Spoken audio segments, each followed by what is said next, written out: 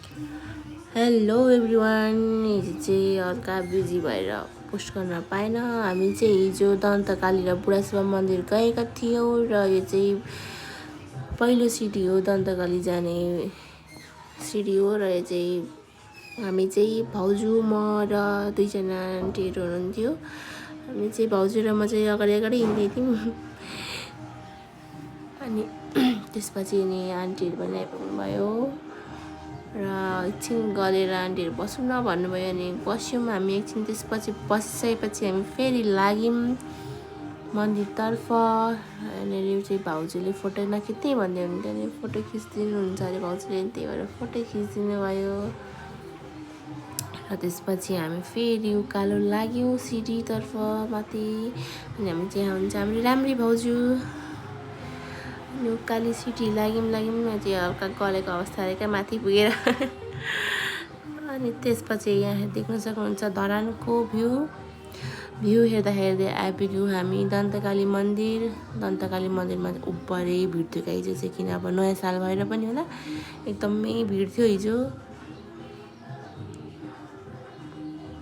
त्यसपछि हामी यहाँ जाँदैछौँ, हामीले त्यहाँ सामानहरू किनेर भित्र छिर्यौँ।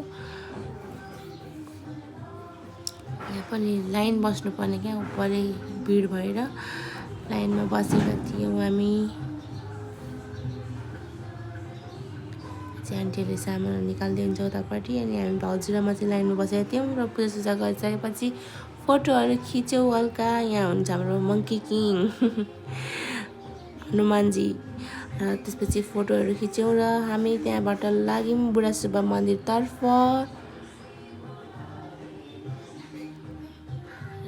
बाटो हिँड्दै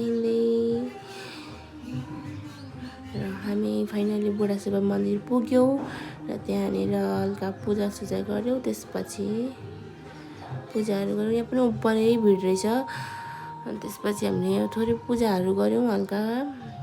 अनि बत्ती बाल्नलाई चाहिँ यहाँनिर रेडी गर्दै हुन्छ भाउजू अनि मैले पनि बालेँ। अनि त्यसपछि पूजा सकेपछि